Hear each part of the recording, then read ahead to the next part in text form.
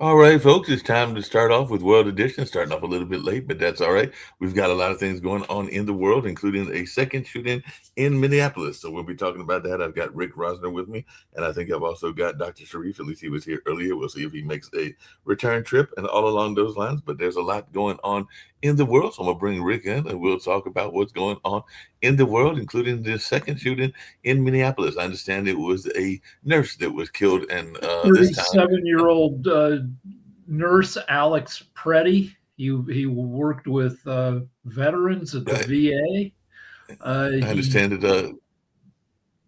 Well, he was on the street direct with his cell phone camera, and he had a gun tucked into either a holster or the back of his pants. He was helping direct traffic and just observing. A lot of people are observing ICE there. Right. And depending on whether you're a lib or a conservative, you're calling them observers, or you're calling them protesters, or you're calling them rioters. So they're not really rioting. So on the sidewalk, ICE or Border Patrol pushed over a woman. He walked over to help her up, and then ICE started hassling him, pushed him down. They pulled the gun away from him. And then 3 or 4 seconds later, they shot him about 10 times, including 3 times in the back. Wow. And I understand he had a license to carry. Yeah. On those lines. So he was definitely involved in the VA, and apparently he had a license to carry. So Minnesota is an open carry state. If you have a license, you can walk around with a short gun. Now, the law is, I'm not sure about, there are now citizens walking around Minneapolis with long guns, rifles. And I'm seeing discussion about this on Twitter. I don't know whether that's allowed or not, but a short gun, a pistol, if you're licensed, you can walk around with it. So this is causing cognitive dissonance in a lot of people who support, who are conservative, because on the one hand, you support the right of the government to take down this guy. On the other hand, this guy didn't do anything wrong, and he has a Second Amendment right to carry a gun. Yeah, and they're very big on the Second Amendment. A lot of the people on the right are, and everything along those lines. I also understand that. They're also on the left. Hold on the left. You have a zillion people, including myself, who suddenly are very strong supporters of the Second Amendment.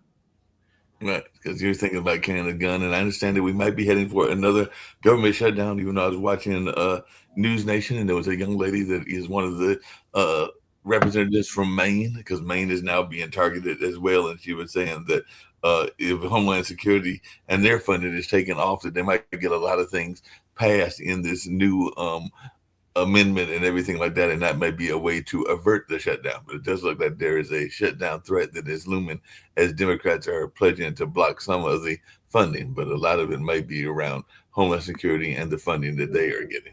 So they have until Friday to pass a bill, or the government, you get a partial shutdown. Various plans are being tossed back and forth between the Republicans and the Democrats. So ICE funding went from less than $10 billion a year in previous years to $85 billion this past year. And Democrats are saying no more, that they're being run incompetently. They're not being held responsible for any of their mistakes. There's been a standoff, a showdown between state investigators of this latest shooting and DHS, Department of Homeland Security, over who gets the evidence in the case. And they took all the evidence, DHS and the FBI, in the Renee Good shooting, and tried to shut down any kind of investigation by Minnesota. And Minnesota is saying that's not going to happen this time because they didn't even investigate her shooting. But anyway, there are a bunch of plans about how to get a budget passed with various levels, including no more money for ICE.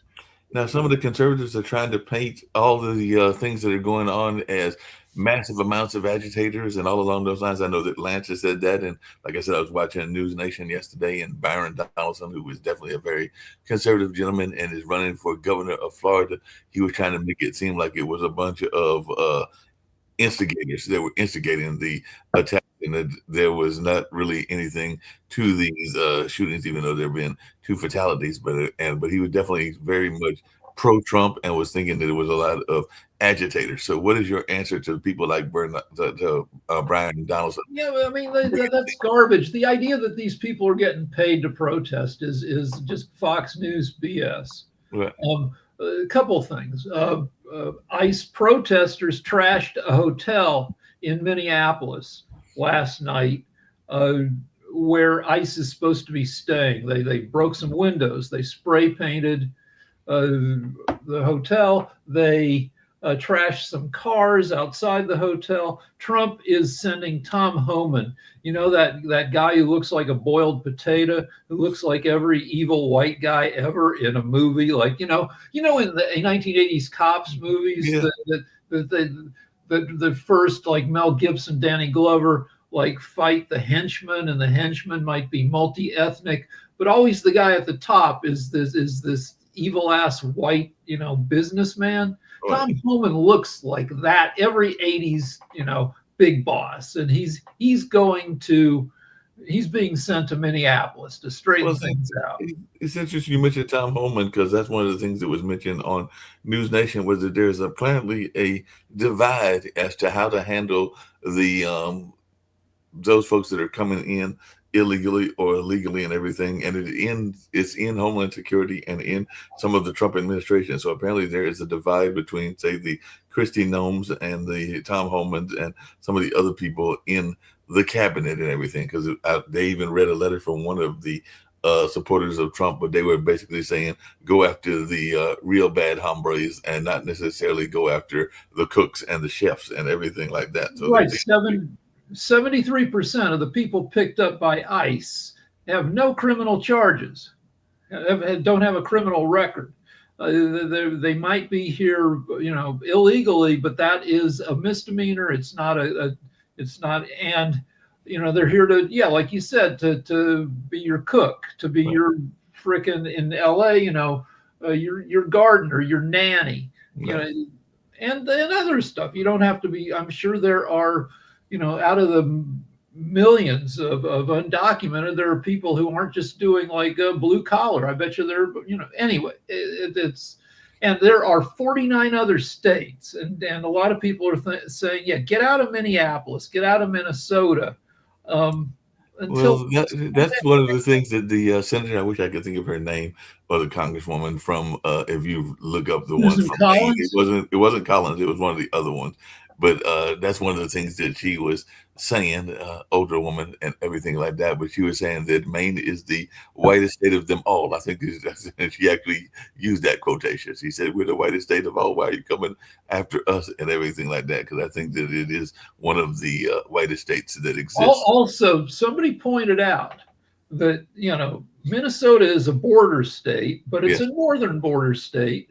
And Minneapolis is 300 miles from the border. Right. And Border Patrol agents were among the shooters of this Alex Preddy. And why do you have Border Patrol supposed to operate within 50 miles of the border? What are they doing 300 miles south of the border? And nobody knows that, and they're trying to figure that out.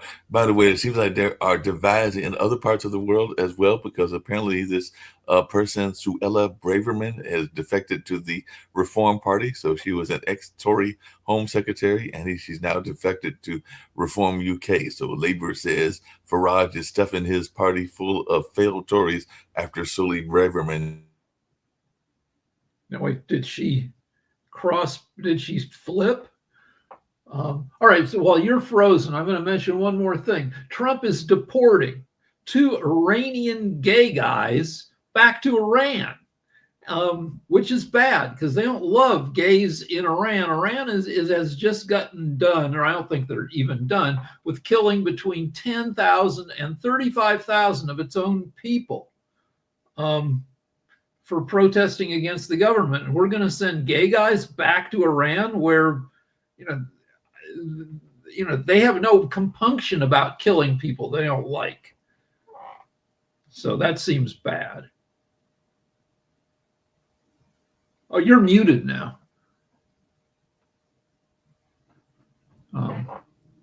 Anyway, muted, froze. All right, let's see what else we got here. Oh, it's freaking cold every place. 2/3 of America is, I don't know, below freezing. Let's see. Let's pull the map up.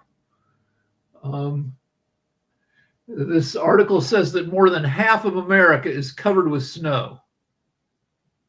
Yeah, we're part of that because I know here in Durham, and I see I'm unmuted now, but yeah, we don't have a lot of snow. I think it was like maybe less than an inch or an inch and everything. But I know New York got slammed. For one of my coworkers is stranded temporarily in Connecticut, and I was watching the news, and there was a young lady that had been, a couple of young ladies, I think, that had been stranded for 2 or 3 days because some people are practically living in the airport because that's how bad the weather is and everything. And I don't know how much you heard before, but I was just saying it looks like this notion of defection is in other parts as well. So ex-Tory Home Secretary Sola Braverman has defected to Reform UK, and Labour is saying that Farage is stuffing his party full of failed Tories. So it looks like there's a whole group of Tories that are defecting to the Reform Party. So this notion. So if you're not from the UK and you don't know what some of these names mean, the Tories are the Conservatives. Right. Labour is the Liberals. Right. Reform is nutty Conservatives. I don't know exactly. Like Farage is like a conservative jackass, kind of like a MAGA, I think. I think he's MAGA. But yeah, I don't know exactly what's going on over there. Yeah, I know your daughter's over there, or at least I think she's still over there with her husband and everything. Apparently, it looks like a ferry carrying over 350 people sank in the Philippines, killing at least 15. So our sympathies go out to them. But this was a ferry disaster, so we don't hear that much about the Philippines. But that's what was going on in the Philippines. And a Russian strike on Ukraine's Kyiv. And I think that they'll be back tomorrow, Sasha and Ivan and the rest of the gang, including Jonathan. But they said that it left 1,330 buildings still without heat. So, like you said, sometimes it's because of war, sometimes it's because of cold weather and everything. And apparently, the Chinese are investigating their military. So, a Chinese top general is accused of giving nuclear secrets to the U.S. So, apparently, there's a Xi's purge of top generals is spurring questions on Taiwan and succession. So nobody is safe. China, Xi is targeting his closest allies in a purge over there. So it looks like there's a thing going on there. And I think that, there's still that whole thing around Greenland. And apparently we're having some tension with our European nations. And I know that I don't think Trump's a big fan of wind, but the European nations are reinforcing their wind power commitment with a 100 GW pledge and everything like that. So Trump said we never needed help from NATO nations, and today on MS or whatever they call it. Anyway, they had General Mark Hartling on listing all the people from all these EU countries, all these NATO countries who died helping the U.S. Take down the Taliban in Afghanistan. And that includes 450 something Brits, dozens of people from Denmark. Every NATO country suffered deaths and injuries in Afghanistan.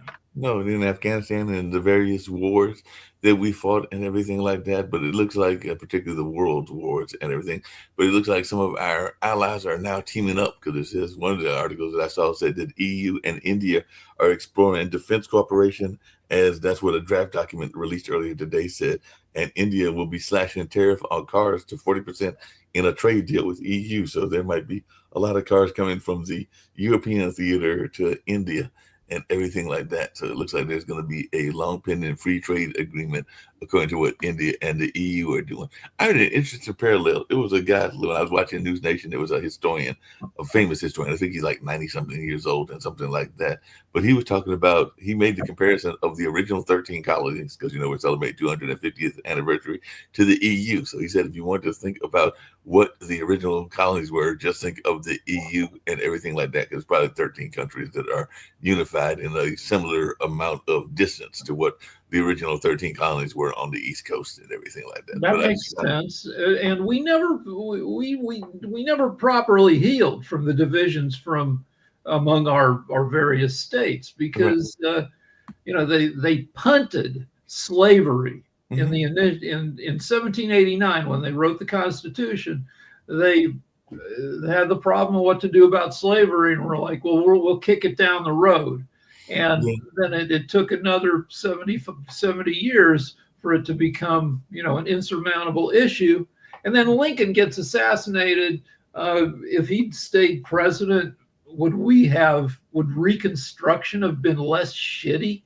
And would states have been fixed and reconciled? Because we're still fighting the Civil War 160 years later. We're still fighting it. Martin Luther King was fighting it almost 60 years ago and everything like that. So it's been an ongoing war. And this historian did bring that up, because he said that the North was actually one of the first, and the original 13 colonies were one of the first countries in the world to actually tackle the issue of slavery, but it was mostly the northern countries, and they tried to pass it down to the southern ones, which is, of course, what led to the Civil War and everything like that. So, it is an issue that has been around for a while. I want to go back to nuclear secrets, which nuclear secrets always strike me as kind of weird, because, we are 80 years past the first atomic bomb, and the secret of nuclear weapons is there aren't really any secrets. I mean, there are secrets about where they're placed and how big they are, but the technology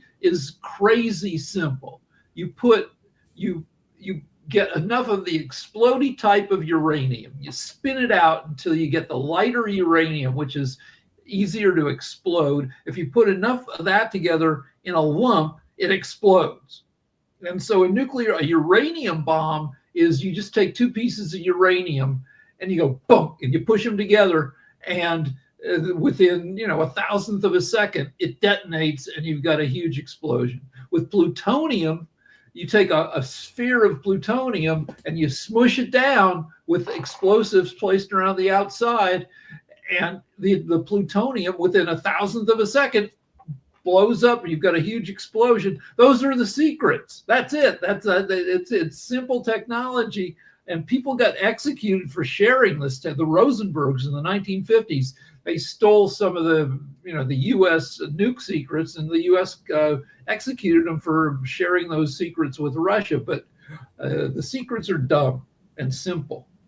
Yeah, secrets are dumb and simple. We've got Kim with us. We've got Dr. Sharif with us. I did have a question about these bans, and I didn't know if you had any thoughts about it, but we know that Australia, where our buddy Shaquille sometimes comes from, has got their social media ban, but now France is debating a ban for those under 15, and they're thinking about having a social media ban for the under 15s and fast tracking that. So what is our thoughts? Because Macron says children's brains are not for sale, and he's urging a fast track to ban social media for kids under 15. And I know you don't have any kids that age. Your kids are right. So smartphones. The first smartphone hits the world in like 2007. Now we have as many smartphones in the world as we have people, and people have not gotten less crazy since 2007. And you could argue, that the constant feed of bullshit off your phone makes people crazy. We're in the middle of an experiment in driving Americans crazy via targeted propaganda. And sure, like as crazy and dumb as adults are, kids are even dumber. So you should maybe put some limits on it. Kim, in that field. I agree with Rick in that, but I will say this: you can ban them all they want, and kids will find a way. They are the mini us, okay? They are you. And we built it, but I'm going to tell you right now, they can hack it. I've watched kids whose parents didn't even know they had phones back in the day and they're like, oh, you can't do this and you can't do that. And those kids were the first on the dang Facebook. And so you can't stop and you don't want to, okay? You don't want to stop it. And let me tell you why. You want to educate them on how to use it, Right. okay? Be more involved, participate in the use of, but you're not going to stop them, and they're going to use it anyway, and it's going to be a mess. It's going to be reckless. So I agree with you. Where, and then we'll go to Dr. Sharif. But I think you get rid of the foreign language requirement in middle school and high school. That's wasted time. Everybody's got our phones translate for us, and in that hole, those extra hours in class, you replace it with tech literacy, economic literacy, civic literacy classes, how to understand and not be made crazy by propaganda. There's plenty of you redo the high school curriculum to reflect current reality. Exactly. Yeah, you got to do that. There's no doubt. Dr. Sharif, what you got to say about all of this? Yeah, a very good point. Actually, my talent economy, we work with youth. And in South Asia, we have a lot of youth. And Bangladesh also, we have around 57% youth. So 1.5 billion people, 57% youth. You can think how many young generations you have. In Bangladesh, some politicians, they go for argument with me. They say that social media actually not helping at all. Social media actually not creating or adding any values for them. By this way, the youth are not more intellectual what we see in 1990s. So I said, okay, I agree with you. All of the point I agree, but in our summit, I want to discuss head to head with all of the youth. So around 3,000 young people come. So in my speech, I request the politicians and I request the youth. I said that how many of you use Facebook? And you have to understand it's a grassroots level. Let's say Rajbari, very small village, grassroots level peoples. They never visit USA. They never visit even India. They do not visit in Europe and other places. So I asked them, how many of you use social media like Facebook? Everybody hands up. They say, hey, I use social media. I said, you see, we are doing World Talent Economic Forum and Talent Economy, and this is our POT TV. This is our talent economy. We run our shows like Intellectual. Do you like it? Everybody say, yes, we like it. I said, how many of you know Silicon Valley? Everybody hands up. They know Silicon Valley. And I ask more and more questions, even some intellectual questions about OpenAI, about Stanford, what's going on. So then the politician said, I agree, I do not know much about like the youth knows. Youth have much more knowledge about Silicon Valley, about social media, about how to use it, what Kimberly said, about all of the things. And then they agree, no, social media is required. It gives connectivity and it gives a lot of new knowledge. We do not teach them in the classroom. We do not teach them in the schools or university, even college, but they learn through their own enthusiasm and positive things. So that is one of the positive things about talent economy. Just through this program, I always share this program in between my network. So Bangladesh, Pakistan, India, many audience may watch this show. Even Pakistan has very good school, Rehan Allahwala school. All of the youth, young people, they took, develop this podcast and everything. So I request, like, give them chance, trust them, trust the young people, trust the youth. They have a lot of potentiality. Social media and technology is something by this way they can grow their knowledge, they can grow their expertise, they can understand the Western world. This is not bad if we understand USA, because there are a lot of good people we have in USA, a lot of intellectual we have in USA, a lot of good things happening in Silicon Valley. And through this process, the youth people can learn many things. Also through the program, I request all of the politicians, you do not have to go for all of the mega projects. Better you go for give them laptop, internet, free internet. Maybe they can learn from Rick Rosner, right? give them laptop and internet free. So I request all of the South Asian countries give access to the internet, laptop and social media. Students will learn by themselves.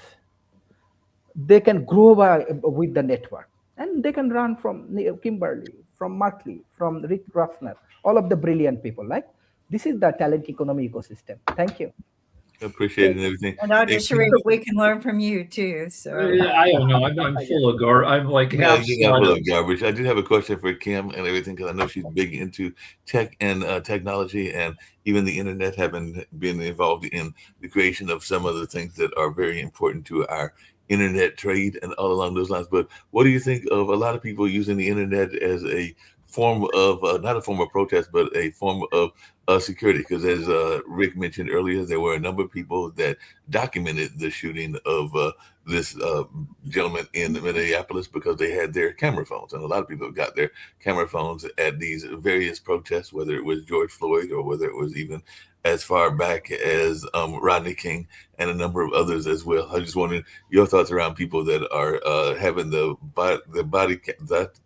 phone cameras, not the body cameras. It's good you mentioned Rodney King. Rodney King was one of the first instances of cops being held to account because somebody on a home video camera from their balcony caught the cops kicking the shit out of Rodney King. Rodney King took the cops on a chase. When they finally caught up with him, they were pissed off, and they did what pissed off cops sometimes do. They pulled him out of his car and they kicked the crap out of him, but they were caught on video. And that led to eventually riots across LA. And but that was what, 35 years ago, maybe? Yeah. And yeah, but I think that we're weaponizing our phones, and I always say, a pen is far stronger than a sword. But I'd also got this Alex Prezi, he got him killed. Yeah. Because they are now yanking the phones out of people's hands and destroying them. So I would say if you're going to videotape, be in a large group, but also if you're alone, videotape. Get dash cams for your car. But also they have hidden cameras that you can get that no one can see. Just make sure that they're always like a visual of some kind, clip them on your glasses so that people are seeing what you're seeing, or clip them on your lapel. Just make sure you don't have hair in the way. Well, there are also glasses with video cameras. That's exactly what I'm saying. Or you can buy the glasses. They have really nice earbuds now that clip, that also have a camera, but again, just make sure your hair is not in the way. A lot of people, you have good intentions of doing all of these things, but practice with it before you take it out and use it. Just don't use it. But I, have two phones on you at all times. The other thing I want to do is, if I can get enough money together, is develop an app that is on your phone, and the minute that you're detained, it because they're going to take your phone and everything, but you hit a button. If you're in a situation, that button automatically puts you, without you doing anything else, it notifies a sector that we design that goes to attorneys, that tracks where your phone is going, because those agents are taking the phone unless they get smart enough to say, toss the phone out where they found it. But so you're gonna give civilians what police already have, because I've watched enough shows like FBI and SWAT to know that they can detect a lot of your phones and stuff like that. So this sounds good to have this ability for regular people as well, because like I said, so just have two phones instead of one. That's what I prefer. 3 if you can, because we all replace our phones all the time. I replace my phone over and over with the same phone. I just like to renew it, get new SIMs and stuff like that.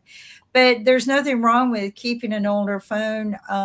Most everywhere you go is connected to Wi-Fi, but even if it's not, you can connect it to your phone or buy another service that's pretty cheap nowadays. But that, these things do cost money. But if you're using one as a camera, right, and they take that one from you, you have the other one in your pocket and you hit the button. The panic button is what, we can call it.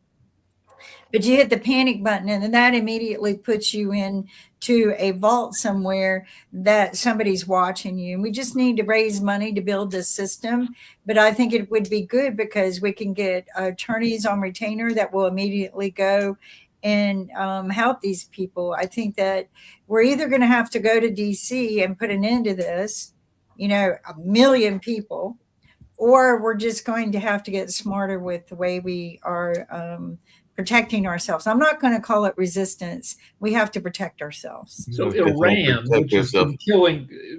been killing tens of thousands of its own people, has shut down the internet for the past 2 weeks. Yeah, they shut down the internet. And that includes phone service. And if you can, but you can do that. That can be done, and I would not doubt Trump to do that. We are more federally controlled because I used to own a phone company. Can it be done? Yeah, but there are too many small phone companies in the United States that he would have to gain control of all of them. Do we have a core central system there? I'm not going to release that information, but we have too many independent telephone companies. We also have, people who have their independent radio towers. So fire them up, baby. Fire up your independent radio towers. I have one. I have a Wi-Fi tower that can be converted to a radio tower. That's what I might go do. But start firing up our radio towers, be prepared. That's all I got to say. It sounds like Red Dawn, that movie with Patrick Swayze, where it does sound like Red Dawn and everything like that. It just really quickly, Kim, because I know it's a passionate Fried Green Tomatoes. Go watch that. That's what we need to become. Yeah, that's a great movie. But a quick question for you, Kim, because I know it's a passionate issue to you, but apparently in Maryland, there's a bill before the Maryland General Assembly that would allow judges to consider the tolls of domestic abuse as someone's history as the victim of domestic abuse when sentencing folks. So apparently that's been the case where some people have been the victims of domestic abuse, and then they were, they might have shot or killed somebody. So they're saying that they have to look at that when sentencing, because they might sentence them, I guess, to lesser sentences if they had gone through that. So I just wanted your take on this, because this is a new bill that just came out recently today, and it was in the Washington Post that it was reported. So I think that if somebody has a restraining order against someone and they had to use excessive force to protect themselves, and that excessive force led to killing the other person, then I think that there shouldn't even be an arrest. If the victim is somewhere and the perpetrator is there stalking them, and then that's valid reason to shoot and kill someone. We recently had a situation where the woman didn't even know the man, but apparently, the man was, I don't know if he was talking to her. I never got the full story, but this was very interesting to me. In North Carolina, your car is your castle. So castle doctrine carries to your car. So if you shoot someone protecting yourself in your car from a masked man beating the window down, you're supposedly protected from being arrested. And this happened to a woman in a parking lot just down the street from me a little over a year ago, where a man was beating in her window, and she shot him just right through the windshield and everything, just shot and killed him. And they did not arrest her. Fortunately for her, she didn't have her camera going because she was scared. She was defending herself, which is what happens to most victims. Our laws are pretty stupid when it comes to domestic violence. When you call 911 and you say, help, I'm a victim of domestic violence, that's a lot to say to begin with. They want you to pull your court order out of your purse or off of your person and read to them your court order to tell them that you're legit before they even dispatch anyone. And usually you're running for your life or hiding. You don't want to talk much. There's, if that again deserves a panic button that has your ID on it. But they want you to do all of that. And this is what I tell victims. And I talked to an EMT about this the other day. I said, I'm sorry I do this, but I tell my victims to call and say, I'm having a heart attack. Well, They will dispatch fire department, EMTs, and police. Yeah, Right. in California, just about every week you see some woman killed who had a restraining order. A restraining order, it doesn't offer that much protection. It doesn't offer protection. It just offers proof if you kill the perpetrator back, and that usually doesn't happen. There are 12 million female victims a year, every year in America, and the recidivism of the crime is 100%.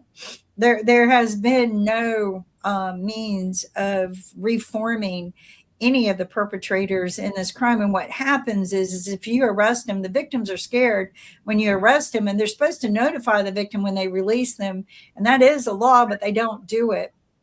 Well, then what happens is when they are arrested, that's like pouring gas on the fire. And it becomes, and Nick knows my stats are 100% dead on, and he could quote them at one time. I think he still can. But, and I've taken them to DC because we need these laws improved. But the 80, it used to be 89%, but I was told that I was wrong. It's higher. But 89% of the time that a perpetrator is released from prison, he will repeat the crime worse and within 24 hours of being released. It takes, for a lot of people, there are a few million guy victims of it takes a while to admit that you are 6 million.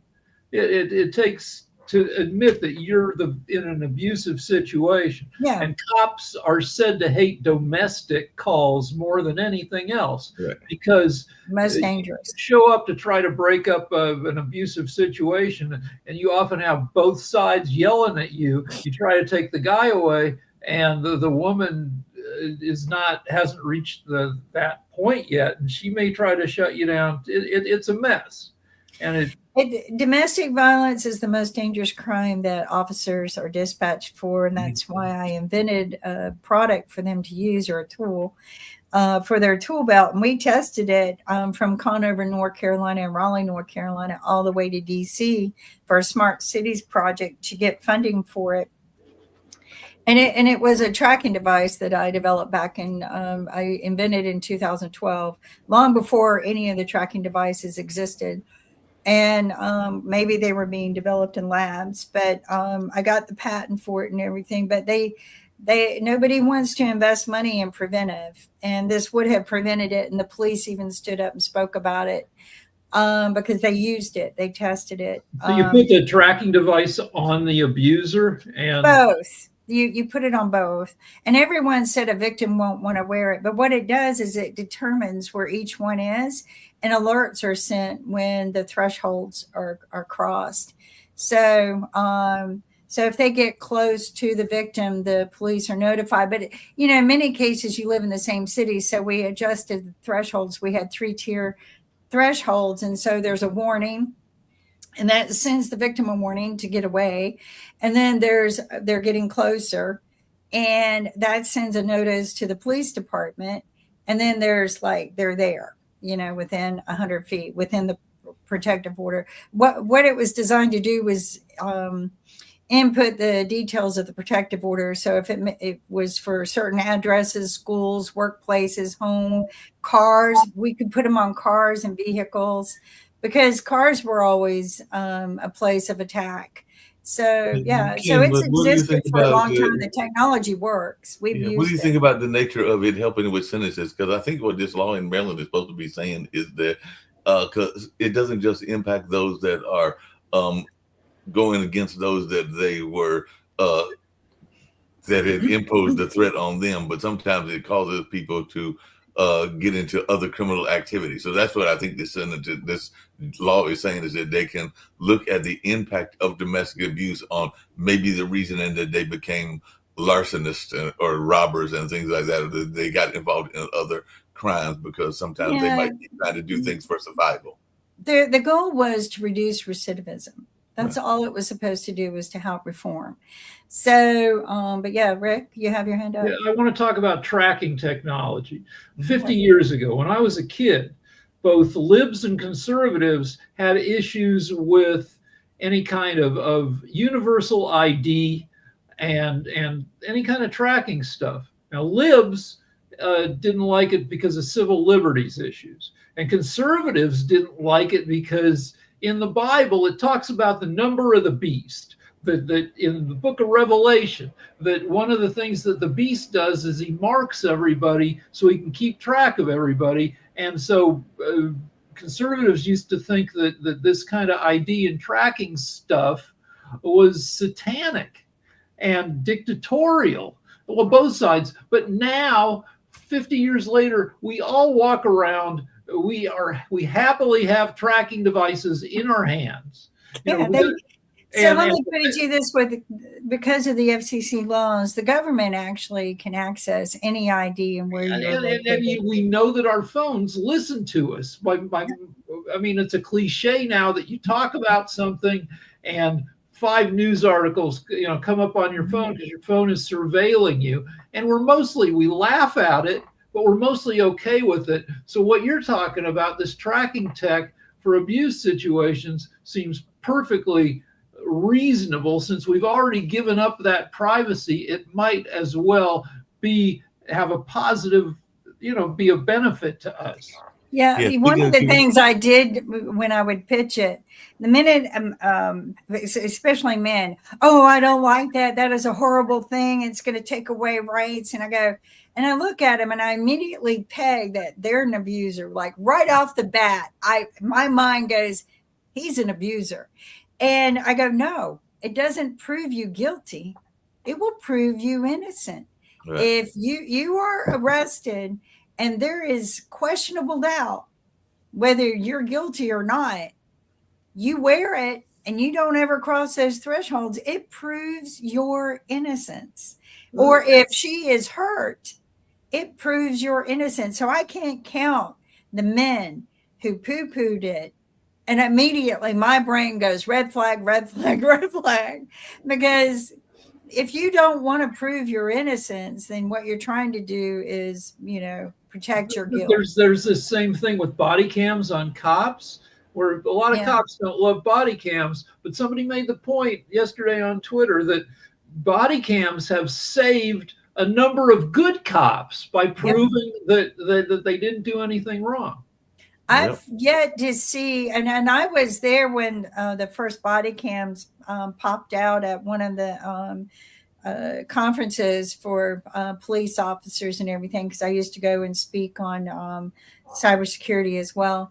And I met one of the guys. He was a young kid who helped put together some of the first affordable body cams by reusing old cell phones. But it has proved a lot of innocence. And I will tell you this, majority of the police force supported it. Majority of the police force will support any tool that will prove their innocence, but also lessen their tool belt. And that's what. Also, if you're part of a police force where, there are a lot of your fellow cops are a-holes, and you don't want to be an a-hole, but you can't say too much because then you'll get shunned by the other. If everybody's wearing a body cam, then you can just go, hey, we're on camera, which is a great excuse to not do bad. Right. I mean, it's like I say, it makes people think twice. It may not prevent a crime, but wearing a tracking device, if you've been arrested and have a court order, it just makes you think twice about it. Now, can you get out of it? Many of them you could. We designed the tracking device so that it detected your DNA. Because a lot of technology was getting better when we started presenting this. Well, think about thinking twice and everything you along those lines. You got to be able to make it where people just can't remove it. We also surveil ourselves in our own homes. People who have Ring camera setups are watching themselves in addition to watching everybody else. And the Ring camera, you're watching yourself, and you got the Alexis or whichever other one you got that's listening to your conversation. So we're listening to ourselves all the time and everything like that. But Kim, you've got a series that you're starting and everything along those lines? So tell us about this series, or is this going to be a regular show? And tell us I about this. don't know. I just want to get the word out there that there were unredacted court records of Epstein before Trump got a hold of them. We actually were looking at them. I, came across them by accident when I was doing a background check on someone who happened to be associated with Epstein, but they were just court records. And so people need to understand, because everyone goes, well, why did you have them and nobody else? They're not easy to find. Okay. And I just happened to be doing a background check on someone and the court records popped up and I go, this is interesting. But they're not easy to find. But there are, and I heard somebody mention this, there are probably 3 variations of the DOJ Epstein files. But even in the court files that I was investigating and looking at and just collecting data for myself and making a timeline of it because it was so confusing, it exposed a lot more going on because I went to look at archive stories and compare things. There was some redaction on these files, so I had to work hard to find out who they were, but there weren't a lot. It was mostly these redactions were to protect the victims, except one person, Elon Musk. His files, when he was subpoenaed by courts in 2023, his files were completely sealed when he responded. And I have asked several attorneys, who gets that right? Who gets a right to have their responses to court deposition questions completely sealed? And majority of them say people who have settled out or paid money, right? But courts aren't supposed to be bought out. So out of all of the records and depositions, they in the cases that we had depositioned Epstein's and Jean-Luc Brunel, who was a partner with Epstein, questioned their bookkeepers, questioned the banks, questioned JP Morgan, douchebag, all of them, all of the execs that turned their head the other way. There were so many people who knew that this was going on, didn't participate in the crime itself, but just continued to let it happen because they transacted trillions of dollars a year. And all of their transactions, and this is what I tell people, I figured it out. The secret was they all had to incorporate nonprofit and charities to operate behind. It made them look good. It was less investigated, but it was also tax-free. And one of the things that caught my attention that I found most interesting, 2004 to 2008, there's a lot of activity. 2010 to 2013, you'll see a lot of interesting activity of, who you could piece together that was involved. But after Epstein died, his estates received $120 million tax refund. Well, they shouldn't have received anything from this kind of activity. Not for this kind of activity. So the FBI says that more than 1,000 girls and young women were involved in this abuse, sex trafficking, coercion scheme. And that this went on, like Epstein kept getting caught and kept buying his way out of serious trouble. Well, because he owned a lot of police departments. He bailed out a lot of his girls or people who were participating in it. He would just pick up the phone and, people would be released. He kept a lower profile than Trump did in all of this, but they definitely partnered together in a lot of the activities. They hosted parties at Mar-a-Lago that were private parties, that the people who helped prepare the parties just say, I'm never going to do that again. But they would never go public with what was going on, ever. And they would just say, I'm not ever going to participate in that again. They knew what was going on. So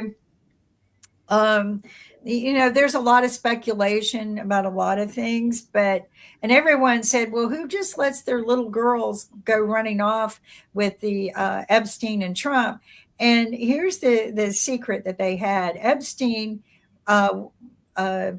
worked with Les Wexner, and Les Wexner was the founder of Victoria's Secrets and the founder of Bath Body Works, and Limited as well. So so a lot of modeling goes on there. Mm-hmm. And then Victoria's Secrets went into teens, right? They had the pink line and had the teens.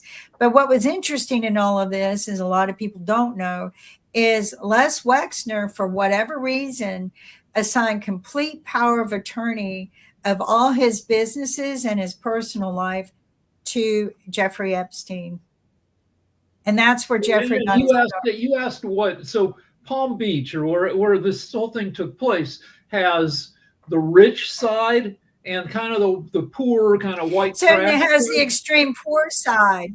Yeah. Right. And so what they did was, if you're a cute girl and you have all these opportunities, like at the time, Epstein was an upstanding, considered a super citizen. Trump, it's just money. Yeah, and it's like if you could move into that world and get a good job at like Mar-a-Lago, on at any of Epstein's properties, get paid $50 an hour, like it seemed like a good it paid deal. $200 an hour to the girls who were willing to be groomed, and they got cash. And so they got it was about $200 for two hours, so $100 an hour. My book is fairly simple because it just connects you to the links, and then the timeline of all of the events and who, as much as who as we can. We have 3 books, and the other one is a list of all the names that are involved, and it's still continuing. But the problem that you had is you had Les Wexner's name being used. And that's where Epstein built his credibility. And so him and Trump would go around and tell girls, hey, we're Victoria's Secrets, right? We and Les Wexner is on deed, gave Epstein his multi-million dollar townhome in Manhattan. Just gave it to him. And they built homes next to each other all across the United States. Okay. And Les Wexner, the minute Epstein got busted in 2008, started backpedaling and go, I have no idea what he's doing. But before Epstein went to jail and got sentenced to go to jail for prostitution with a minor, which he should have gone to prison. Mm-hmm. Epstein put $46 million into Wexner's charity, because he had Wexner and his wife set up a charity, and that's how they transacted money. So 10 years later, Wexner comes back and goes, I lost $46 million. I have no idea where it went. And he tried to file a report that Epstein stole it. But Epstein put it in his bank account. Confusion is what the people who are trying. There are now said to be 5 million Epstein documents in the Epstein files. That's a lot. That's why I didn't. But it's also a legal strategy called papering the opposition. That when you ask for discovery, they send 2 truckloads of documents over to you, a lot of trivia, a lot of nonsense, and they hope you can't find the important documents out of the millions they've sent you. And that is what is going to happen eventually with the Epstein files. No, so what I did is I had court cases, and I've been blessed over the years to know how to read through them and look for them. But what I did do, because I was recovering from heart surgery, so I couldn't do anything else. I had to keep my arms closed, and I just sat and read. I don't like TV much, so I just sat and read because. And it was just because I decided to do a background check for someone. And then it just became curious to me because this is a hot topic. And I asked myself the same question. Why isn't anyone reading these court records? And when you dive into certain court records and you look at, you need to learn to skip a lot of stuff like subpoenas, but look at the cover page, who's being subpoenaed and why. But don't. But then I got into court records that were filed on top of file, on top of file, on top of file for one section. And then near the end, they were being redacted on the top layer, like the new layers, right? There was redactions. But I said, I wonder if those redactions exist on the same files going back, going deep.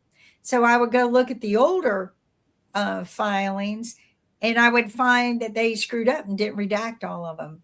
So I found names. I found, they were told that they couldn't mention one of the men's names, and they had to call him the big hotel guy.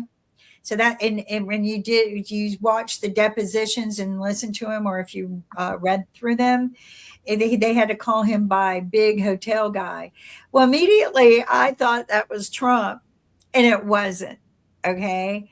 So I finally dug deep enough and just kept digging deeper and deeper that I found it. But it was just because I had nothing else to do for months. Well, it's going to take a long time to put it all. But so you're talking millions of records. You can't even. It's time to wrap up and everything like that.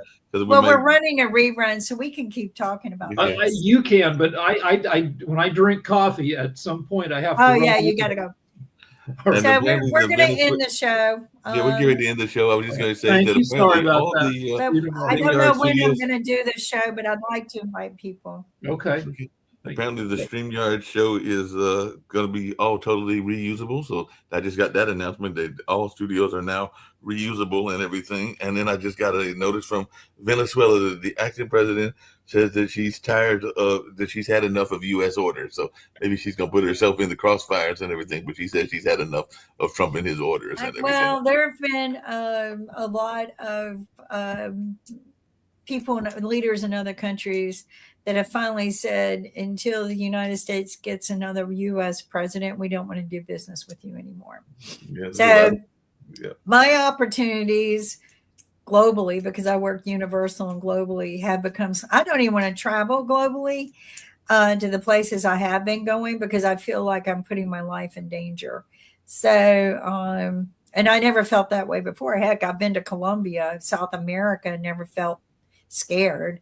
So, but I just feel like as an American, we're going to become targets. Definitely with Venezuela, because she's trying to work a delicate balance between her Maduro loyalists, who is sitting in our jail, and trying to appease Trump and everything. But apparently she was talking to some oil workers in Venezuela, and basically she said that she's had enough of Trump's demands on her and everything like that. So it sounds like she's trying to step up and all along those lines. So it'll be interesting to see if she's the next targeted one by Trump and everything like that. Because maybe he's going to try to grab her. Well, we've already been attacking Venezuela, right? We have attacked them. We have illegally bombed their boats without any justification or certification of who or what was on the boat. And all of these lies coming out that the fentanyl deaths have lessened. They have been lessening since 2002, not because of that, but because we've been getting Narcan, the anti-drug, to overdoses out there. But the fentanyl that was killing the Americans is homemade fentanyl. Yeah. It is man-made synthetic fentanyl that, if not cut properly, will kill you. And what was happening was the drug dealers, and I was at a police department one day when they had a whole, like, right up I-40, a string of deaths from Florida all the way up. And they weren't putting out a PSA of, hey, people, don't use the fentanyl being sold right now. But what they were doing too was mixing it with other drugs that they were selling.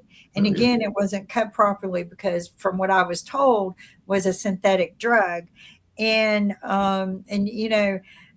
people, unless you're getting the medications and drugs from a controlled environment like your doctor and a pharma, don't take it. Don't take drugs being sold on the street. I'm sorry, but that's just a suicide note. That's totally suicide. But Sharif, it's great to see you. On that note, we're getting to wrap up and everything along those lines. And I know other shows, including Timeshare, coming up. But we can talk after this. We just need to let David Walker's show is running live right now. Right. because of the storms. He's up in a much deeper snowed in area Yeah. and needs to shovel out snow today. That's- But I think we're going to be hit all week with a little bit of the storm. And then people be careful because it looks like everything's melting, but in the shady areas of the streets, it turns into what we call black ice. Black And ice, that which is is very very dangerous because it may melt and melt and melt everywhere. And then you're driving on dry. And then all of a sudden it ran into the shady area and it didn't melt and it didn't dry up and it refroze and you're going to skid out. It's just, it happens all the time. Nobody's tires can drive on that. And so just be careful, be alert, turn off your radio, turn off your phone, put your phone down, and just pay attention to the road. So. Yep. No doubt. On that note, we'll get ready to wrap up, and here's our outro.